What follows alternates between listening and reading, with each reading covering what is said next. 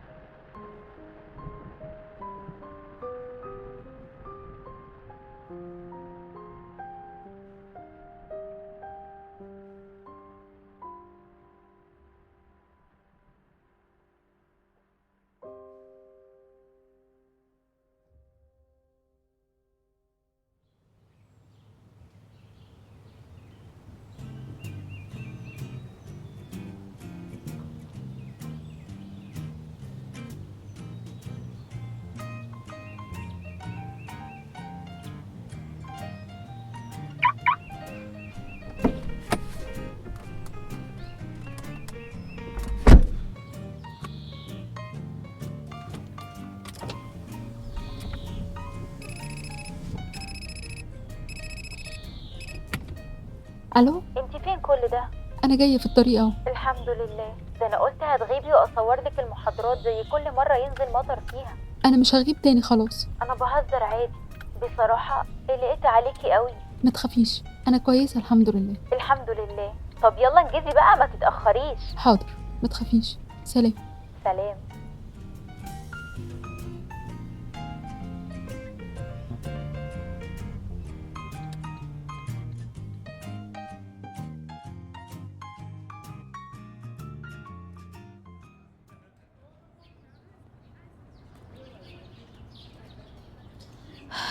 امتى هتخفي بقى من الفوبيا دي يا تاليا؟ يا دي النيلة، ايه اللي جاب البت السئيلة دي هنا؟ جاءت فتاة ترتدي بلوزة باهظة الثمن وجيبة قصيرة جدا وحذاء بكعب عالي، وتضع مساحيق كثيرة وتمشي بتمايل. ازيك يا امان؟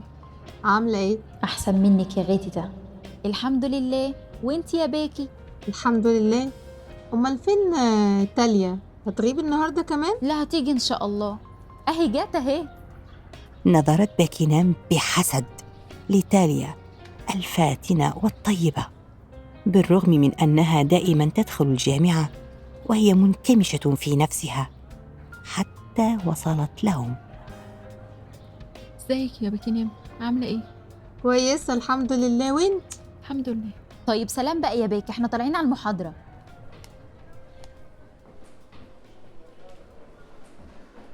بقيتي احسن؟ الحمد لله، بس ميعاد المحاضرة لسه ما جاش. عارفة، انا قلت كده عشان تحل عننا. هي فعلا رخمة أوي. قوي. كانت تاليا تصعد السلم مع أماني حينما اصطدمت بشخص وكادت تقع، فأمسكها بسرعة وسقطت النظارة من عينيها والكتب، وارتفعت عينا تاليا لتصطدم بعينين خضراء بلون الزرع، وابتسامة واثقة. ظلت تنظر له وهو ينظر لها.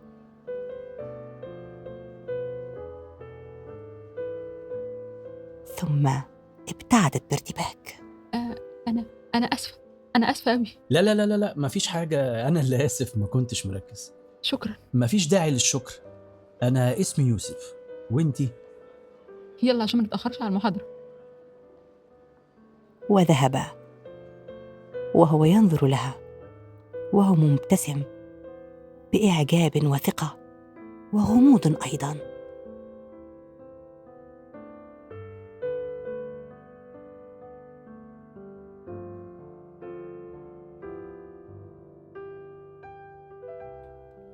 صعد لمكان المحاضرة وجلس، وتقوم أماني بشرح المحاضرة السابقة لتاليا. وفجأة جاء شخص وجلس بجانب تاليا، فانكمشت قليلا. أميني دخلي شوية لو سمحتي. لو سمحت حضرتك ابعد شويه، ما ينفعش كده. وانت مالك؟ انا اقعد براحتي على فكره، هي كانت اشتكيت لك يعني؟ لا ده انت قاصد بقى. قاصد. عندك مانع؟ يلا نقعد في حتة تانية وبلاش مشاكل. ليه هنخاف منه ولا ايه؟ قوم من هنا احسن لك. ولو ما قمتش يا قط هتعملي ايه يعني؟ هعمل كده.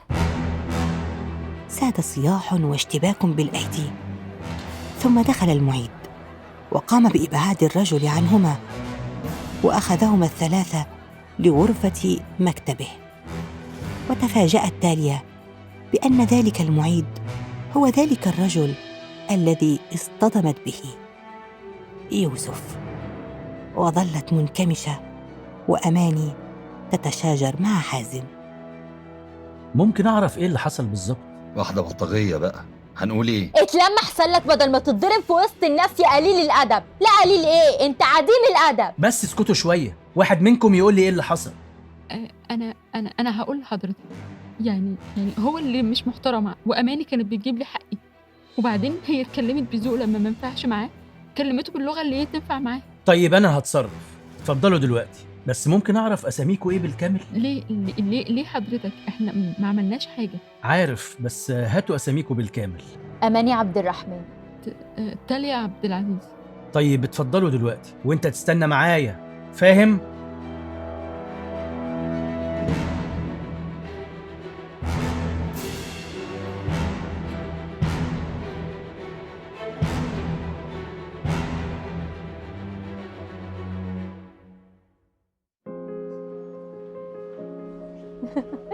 انما ايه الشجاعه دي؟ جدعه، انا انبهرت الصراحه. أنا ولا أنتي؟ أنتي ضربتيه بالقلم على وشه وسط المحاضرة وما همكيش حد، يبقى مين شجاع فينا؟ باخد لك حقك عشان عارفاكي ما بتحبيش تعملي مشاكل، وبعدين هو كان لازم يتربى. ربنا يخليكي ليا يا أحسن صاحبة في الدنيا، معرفش من غيرك كنت هعمل إيه. طبعا يا بنتي، ده انا خيري عليكي. يا عبيطه، احنا اخوات ما تقوليش كده. بس خدي بالك، الطيب الماشي جنب الحيط ده بيتاكل، لازم تنشفي شويه وتشدي حيلك كده، واللي يقولك كلمه ترديها 10. ما بقولش تتخانقي مع الناس في الشارع او تحدفيهم بالطوب، بس خليكي ناشفه كده، تربي اللي عايز يتربى وتتعاملي كويس مع الطيب. وانا مش هعيش لك طول العمر يا اختي. اوعي تقولي كده، اوعي تقولي كده تاني، فاهمه؟ ربنا يخليكي ليا. خلاص انا اسفه، نسيت والله، اسفه.